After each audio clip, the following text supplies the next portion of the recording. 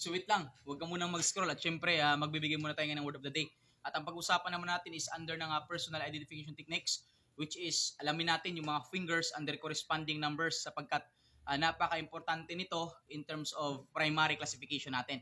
So saan po ba tayo magsisimula? Tandaan lang po natin, magsisimula po tayong mag-count sa ating pong right hand. So ito po ay right hand ko po, pero baka yung nakita nyo is left kasi naka-front cam po tayo. So ito po yung right hand ko, and syempre, sabi po sa ating libro, ay magsisimula po tayong mag-count sa ating pong right thumb. So ibig sabihin, yung ating pong right thumb is number 1 finger po natin to, or finger number 1. And syempre, continue na lang po tayo at yung ating pong finger number 6 is our left thumb.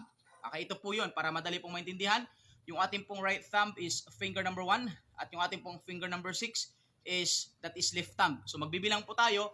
1, it is our right thumb. 1, 2, 3, 4, 5, and 6, 7, 8, 9, and 10. So para sa madali, ganito po yan. Yung position ng kamay po natin. So ito po yung ating right thumb, finger number 1, number 2, number 3, number 4, number 5, at saka yung left thumb natin, number 6, number 7, number 8, number 9, and number 10.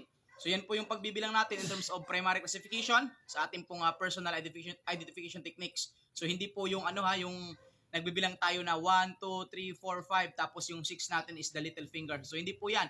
Sa atin po dito, as a criminologist po, tandaan po natin na finger number 1 po natin is the right thumb and finger number 6 is the left thumb. Okay, para assessment lang.